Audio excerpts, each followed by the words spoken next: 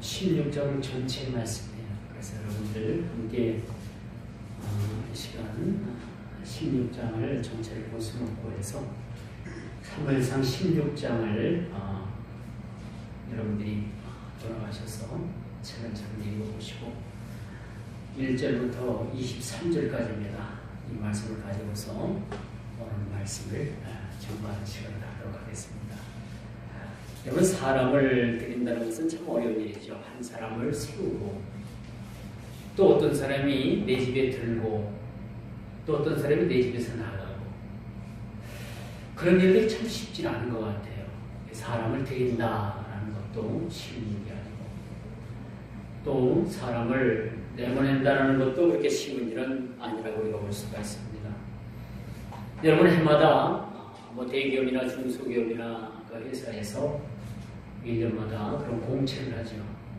공개적으로 채용, 그런 시험을 보게 하고 공개 채용을 그렇게 하는 모습을 보게 됩니다.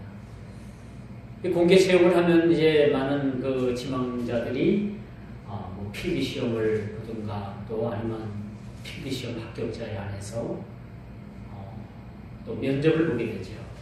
면접을 보게 되면 면접관이라는 사람이 한 사람이 앉아 있는 게 아니라 그 면접 테이블에 여러 사람들이 쭉 앉아가지고 그 한 사람 한 사람을 그게 면접을 하는 모습을 보게 돼요. 근데 놀라운 사실은요, 이 세상 사람들이 그 사람을 채용할 때, 그 면접을 할 때 면접관이 그냥 그 회사에서 그렇게 관계된 사람이 물론 그런 면접관으로 나올 수도 있지만은 세상 말에 그 빌리면요, 거기는 관상을 보는 관상쟁이도 나오고 또 무속인 무당도 나와서 앉아 있는다고 해요. 그래서 그 사람 관상을 보고 인상을 보고 또 사람의 면모를 보고서 그렇게 판단을 해서 그렇게 그것을 면접에 반영을 한다고 합니다. 이건 물론 우리 기독교 신앙에 위배될 뿐만 아니라 참 이런 일들이 있어서는 안 되겠지만은 세상 사람들이 하는 또 세상 사람들이 그렇게 그런 방법을 통해서 자기 회사에 사람을 뽑는다고 합니다. 참 이런 시대에 우리가 살아가고 있음을 우리가 보게 되죠. 참 이것은 세속 사회에서조차 사람을 세우는 데는 너나 할 것 없이 신중해 보여요. 왜 이렇게 사람 하나 세우고 왜 신입사원 하나 뽑는데 이렇게 많은 공을 들이고 사람들을 이렇게 온선해서 그렇게 사람 댐댐이를 볼까? 이 사람 하나가 한 회사를 흥하게 할 수도 있고 망하게 할 수도 있기 때문에 여러분, 가령 여러분들이 며느리나 사위를 본다고 하면 며느리 사위 볼 때에 아주 얼마나 여러분들 심사숙고해. 아무나 드릴 수는 없는 거 아닙니까? 그렇죠? 여러분 가정에 아무나 며느리나 사위를 드린다면 잘못하면 여러분들 가정에 큰 위기를 맞을 수가 있어요. 그렇기 때문에 선도 보고 사람도 댐댐이도 보고 여러 가지 그런 사람을 그렇게 만나고 또 댐댐이도 본다는 사실이죠. 오늘 사무엘상 16장에 볼 그런 얘기입니다. 15장에 보면 어떤 이야기가 나왔어요? 우리가 지난주에 사울이 하나님 앞에 거짓말을 하고 하나님께서 명령하신 그 아말렉의 모든 생명체 있는 것을 다 진멸하라고 했지만은 사울이 그 하나님의 명령에 불복종하고 그 토실토실한 우양을 살려줌으로 인해서 하나님의 명령을 정확히 어겼죠. 그리고 이것이 하나님의 사람인 사무엘 선지자를 통해서 이것이 드러나게 되고 하나님께서는 이제 사울을 더 이상 왕 위에 둘 수 없는 상황까지 나아가게 됐다는 겁니다. 이런 사람을 세울 때는 얼마나 신중해야 되는지 몰라요. 이스라엘 백성들이 하나님 앞에 우리에게 왕을 주소서, 우리를 다스릴 우리 중에서 왕을 달라고 그렇게 애원했을 때 하나님은 선뜻 그들에게 왕을 주시기를 원하시지 않으셨던 겁니다. 왜 그런가 하면은 이 사람 중에서 왕을 세우고 한번 왕을 세우면 이 왕이 잘했든 못했든 간에 왕으로서 이것을 인정해 줘야 되고 하나님도 왕을 세운 다음에는 함부로 이 왕을 내려가게 할 수도 없고 그렇다고 잘못했다고 해서 함부로 자를 수도 없는 그런 직위였기 때문에 그렇다고 우리가 볼 수가 있습니다. 여러분이 대통령이 한두 번 잘못하는 거 용서할 수가 있습니다. 그렇죠? 근데 그 비리들이 계속 드러나고 도저히 대통령직을 수행할 수 없는 그런 비리에 연루되어 있다고 하면 그것은 국민의 심판과도 마땅하다고 우리가 볼 수가 있겠죠. 오늘 마침 이 사울 왕이 하나님 앞에 계속되어지는 그런 범죄, 사무엘이 도착하기도 전에 하나님 앞에 제사를 드린 일이며 또 하나님 앞에 아말렉 족속들을 모두를 다 진멸하라고 했는데 그 보기도 좋고 아주 값이 나갈 만한 우양을 숨겼다는 얘기죠. 그런 일로 인해 가지고 하나님께서는 이젠 사울 왕을 버리시기로 작정을 했다는 거예요. 참 이걸 보면 하나님께서도 이 한 왕, 한 사람을 버리기까지 얼마나 많은 고심을 하셨을까라는 생각을 가지고 있습니다. 여러분 어떤 일들을 결단하기 위해서 우리가 참 많은 고심을 해요. 그렇죠? 어떤 일이든 우리가 함부로 결정하는 일은 우리 인생에 있어서 없습니다. 뭐 즉흥적으로, 기분적으로 기분이 좀 괜찮다고 좋다고 해가지고 즉흥적으로 결정을 했다가는 반드시 그 뒤에 후회하는 일들이 벌어지고 마는 거죠. 그래서 우리 인생의 삶에 있어서도 참 결정한 일들은 참 우리가 신중을 기해야 된다는 얘기죠. 하나님께서 이스라엘의 한 왕을 세울 때는 얼마나 큰 신중을 기했을까요?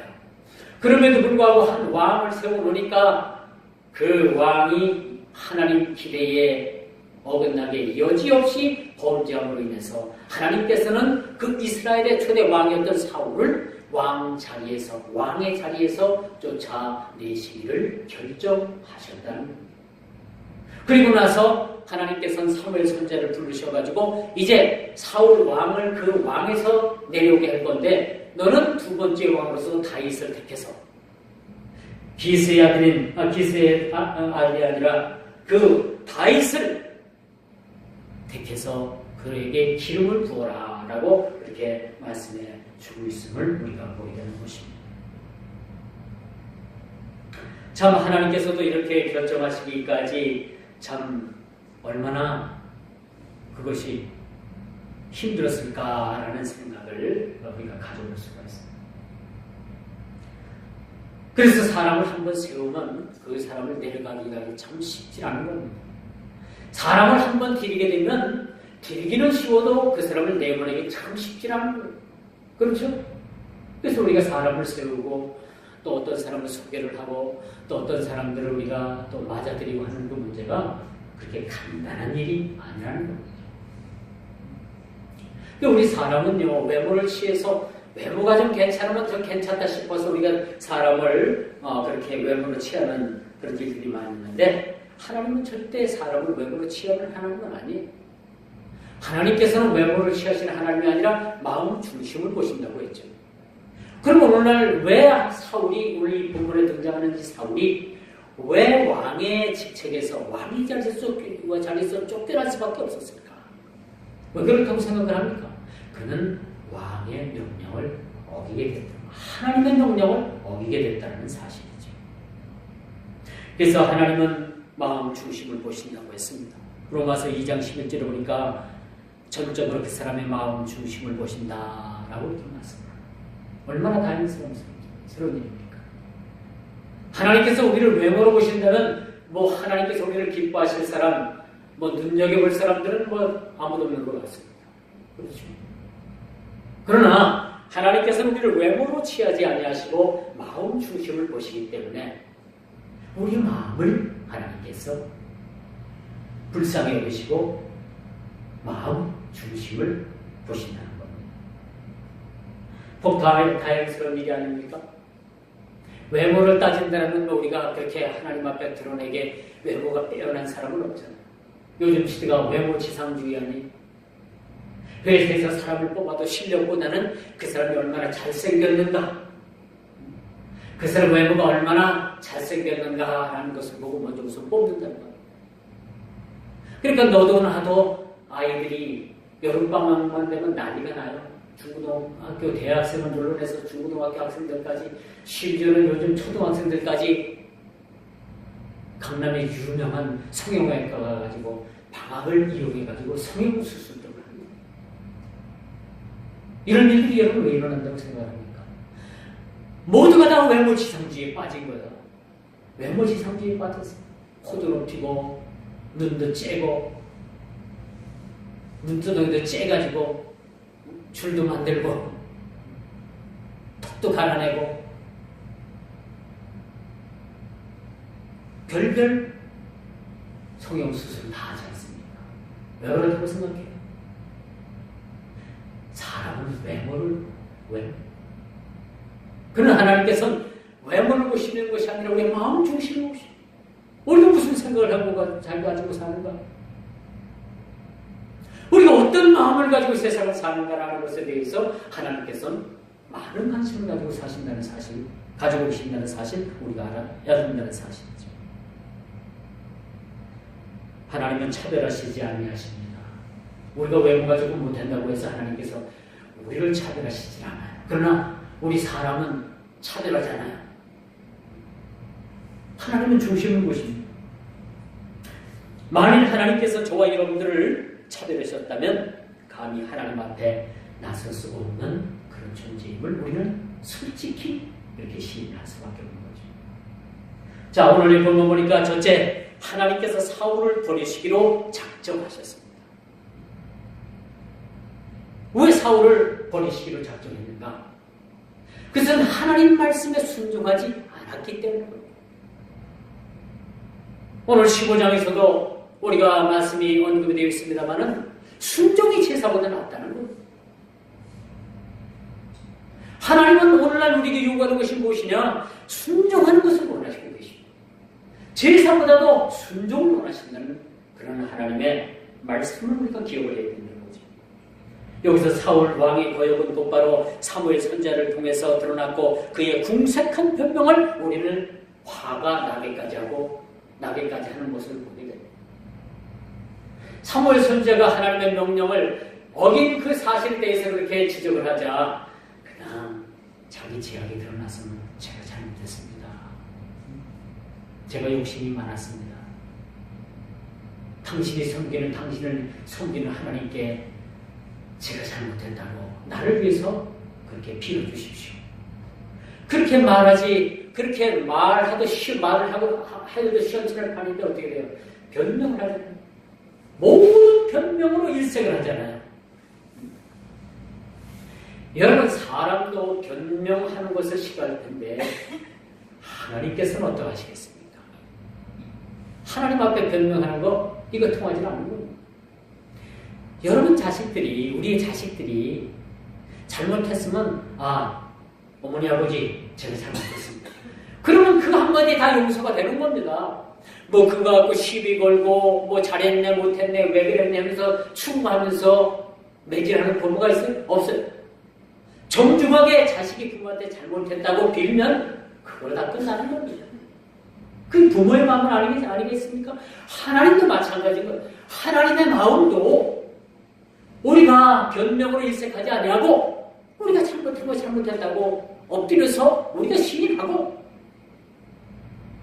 그렇게 되면 하나님께서도 우리가 죄가 어떻게 됐든 간에 죄를 사해 주시는 하나님이시라는 거죠. 자꾸 변명만 하고 거짓말만 하고 그러면 하나님께서도 오늘 이 사울처럼 그 왕위에서 끌어내릴 수밖에 없다는 그런 사실들을 우리가 알아야 된다는 사실이죠.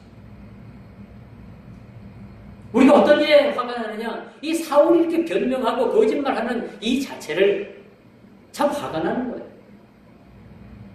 이 말씀을 대하는 저희들도 화가 나는데 하나님께서는 어떠하시겠습니까? 더 화가 나시겠죠.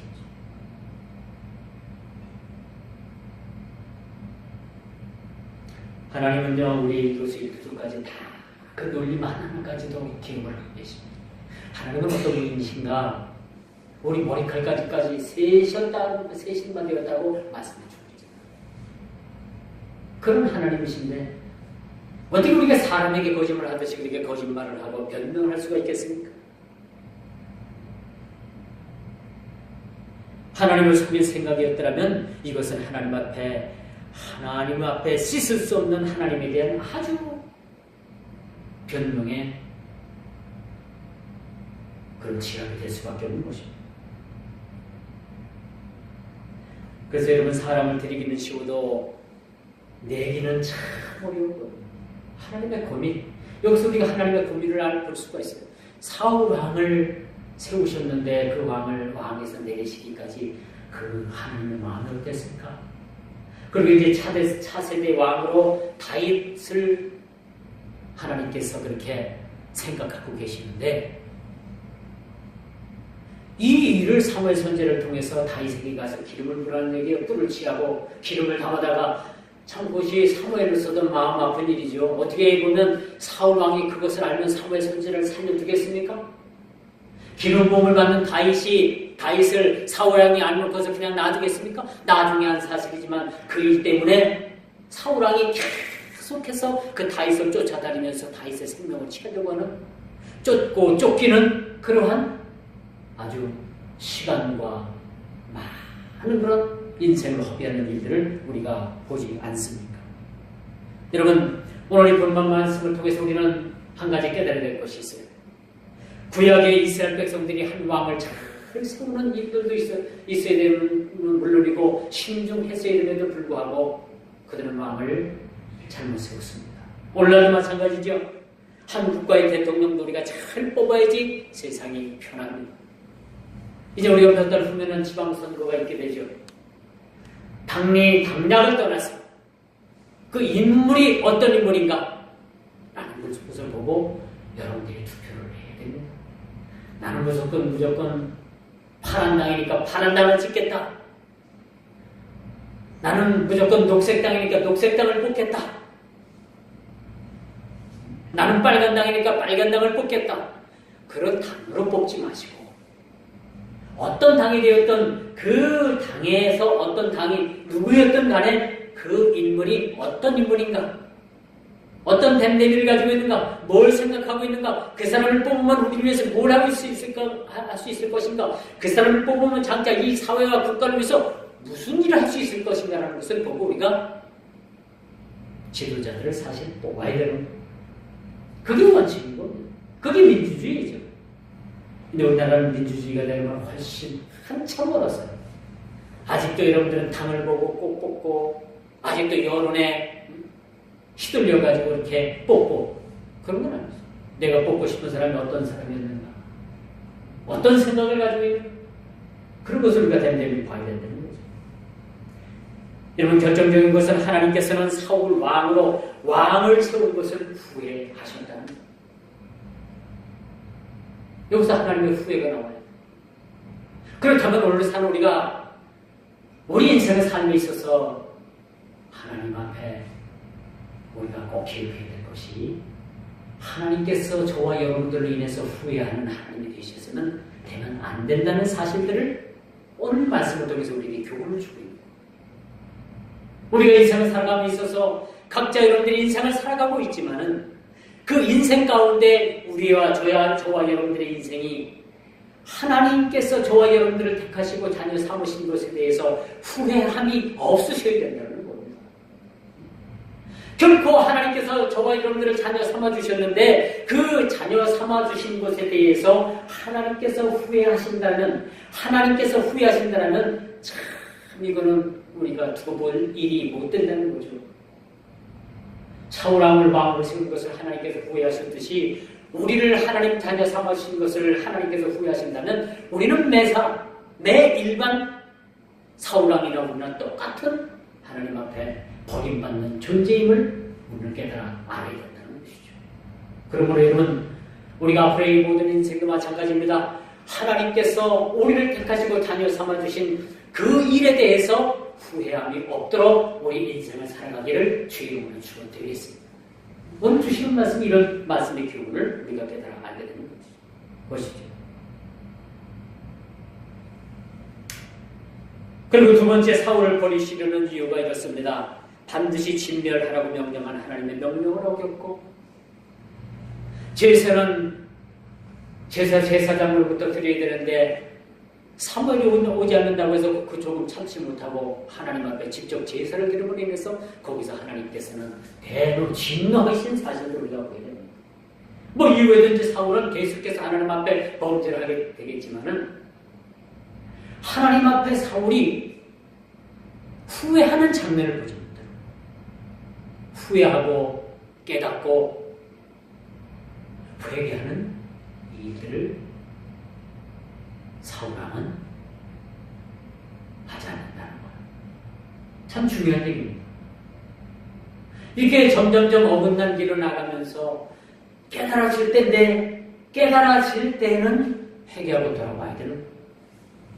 그는 다른 여자처럼 회개할 줄 몰랐다는 거예요. 오늘날 우리에게 또 하나 교훈을 주는 말씀이 바로 그거예요. 우리가 어떤 죄를 지었던 어떤 부분에서 하나님 앞에 떠나 있던 간에 우리는 돌아와 깨닫고 하나님 앞에 회개하고 우리가 다시 시작을 해야 된다는 거예요. 이게 중요한 거예요.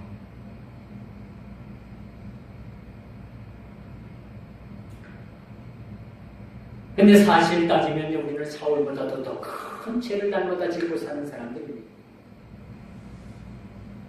우리는 얼마나 하나님을 배반하고 하나님의 뜻을 거역하는지 몰라요. 그런데 왜 사울왕과 같이 그렇게 우리를 하나님 자녀에서 그냥 내치지 않을까요? 그것은 그 하나님의 아들인 예수님 때문에 예수님께서 예수님의 피로 우리를 감추고 사셨기 때문에 그리고 우리가 하나님 자녀 되는 그런 권세를 권리를 우리에게 주셨기 때문에 하나님께서 우리를 함부로 내치지 아니하시는 겁니다. 그것이 은혜인 겁니다. 구약의 백성들처럼 우리가 은혜의 백성이 아니라면요 하나님께서 벌써 우리를 내치셨어도 10번, 20번 아니면 몇백 번은 더 우리를 내치셨을 거예요. 우리는 구약 백성들이 누리지 못한 온갖 은혜를 다 누리고 사는 그런 백성들이. 그래서 지금은 은혜의 시대라고 하잖아요. 그래서 하나님의 은혜가 아니면 지금 당장 살아남을 자가 없습니다. 그렇다고 여러분 모든 것이 은혜라고 해서 죄를 습관적으로 짓고 막 살아도 된다는 이야기는 절대 아니에요. 이건 거듭나지 못하고 하나님의 자녀인가 아닌가라고까지 의심할 만한 그런 사람이지 구원받은 우리 주님의 이름으로 구원받은 믿음의 백성들은 이렇게 막 살지 않습니다. 함부로 죄 짓지 않죠. 그렇기 때문에 하나님의 은혜가 우리를 끝까지 붙들게 됩니다. 구약의 백성 그들은 지금처럼 우리처럼 하나님의 은혜를 누리지 못하는 사람들이었습니다.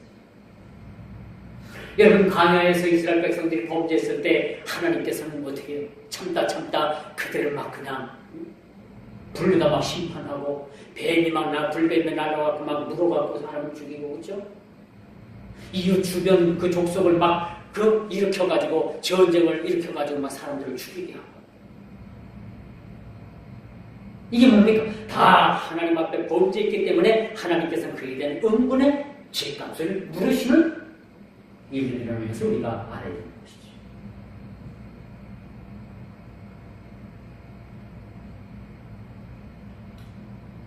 그리고 다윗을 기름 부어 차세대 왕으로 삼고자 했다는 겁니다.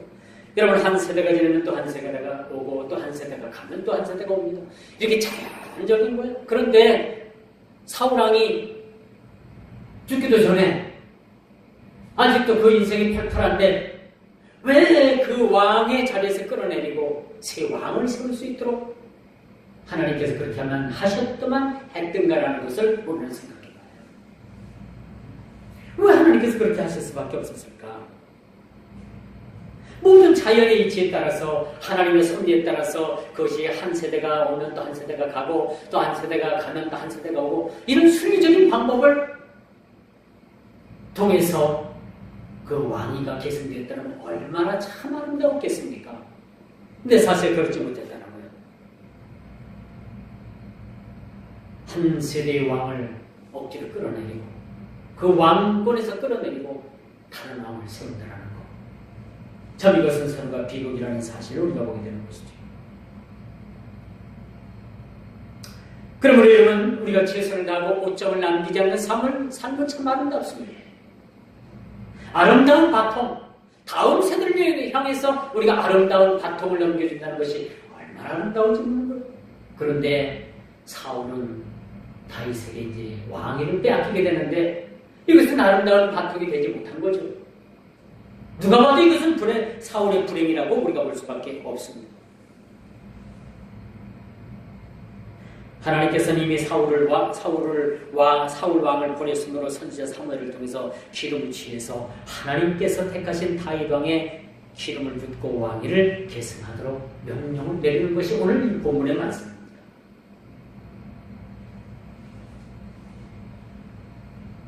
어찌 보면 이 일이 있은 후에부터 다윗과 사울은 원수로 지내야만 하는 운명에 처하게 되는 그런 사건을 우리가 맞이하게 되는 거죠. 하나님께서는 여러분 이러한 무리수를 더 가면서까지도 왜 왕의 자리를 바꾸시고만 했던가? 우리가 깊이 생각해봐야 돼요. 우리가 하나님의 자녀가 됐다고 해서 구원받았다고 해서 이제 구원은 따는 당상이라고 해서 우리가 함부로 세상을 막 살고 함부로 막 하나님 보시기에 악행을 우리가 일삼는다면 하나님께서는 반드시 후회할 것이고 그런 일들이 지속된다면 반드시 우리를 그 하나님 자리에서 자녀의 자리에서 끄집어 끌어내릴 것을 우리는 조심해야 되는 거죠. 조심해야 되는 겁니다. 이 말씀의 결론을 맺습니다. 한 사람을 세우고 한 사람의 범죄로 인해서 하나님께서 다른 한 사람을 세운다는 것은 참 불행입니다. 자연스럽게 한 세대가 오고 한 세대가 가고 그 하나님의 순리와 섭리 가운데 이런 일들이 자연적으로 일어난다는 얼마나 이것이 아름다운 일이겠습니까? 여러분의 목회자는요 성도들을 잘 만나야 목사는 성도들을 잘 만나야지. 성도들 참 마음씨고 곱지 못한 사람들 문제 일으키고 분쟁 일으키는 그런 성도들 만나면 교회가 어렵고 목회가 어려워집니다. 우리 성도들도 마찬가지예요. 좋은 목사 만나야지 여러분들이 신앙생활 하기가 참 기쁘고 편하고 아름답고 신앙생활 할 만한 거지. 나쁜 목사 만나면 여러분 어떻게 되는 거예요? 신앙생활 하기가 참 어려워지는 거예요. 힘들어지는 거예요. 영적으로나 육적으로나 힘들어지고 어려워진다는 사실을 우리가 보게 되는 거죠. 여러분 서로 잘못 만나면 교회가 큰 고난에 처하게 됩니다. 여러분 그러므로 오늘 이 본문 말씀을 통해서 하나님께서는 사울 왕을 왕으로 세운 것을 후회하셨습니다. 결코 우리도 마찬가지입니다. 후회하는 인생, 후회되는 그러한 신앙생활에서는 안 되겠다는 생각을 우리 모두 다 같이 깊이 생각하면서 이 말씀을 우리 마음에 담고 늘 이 말씀이 우리 삶의 교훈이 되어서 하나님 앞에 늘 깨어있는 근신하는 삶이 되기를 주님의 이름으로 축원하면서 말씀을 맺도록 하겠습니다. 다 같이 기도하십니다. 주님 감사합니다. 귀한 말씀 주셔서 사울왕의 범죄로 인해서 하나님께서는 진노할 수밖에 없었고 그 왕의 자리에서 끌어낼 수밖에 없었던 하나님의 마음을 조금이나마 우리는 이해를 할 수 있습니다. 이 말씀을 우리가 깊이 생각하면서 우리가 하나님의 자녀가 됐다고 해서 막 살고 하나님 앞에 함부로 세상을 살아가는 것이 아니라 더욱더 우리가 하나님 앞에 참으로 우리가 온전한 마음을 가지고 또한 하나님께서 원하시고 뜻하시는 뜻을 가지고 우리가 조심하면서 우리가 세상을 복되고 아름답게 살아갈 수 있도록 은혜 베풀어 주옵소서. 예수님의 이름으로 간절히 기도하옵나이다. 아멘.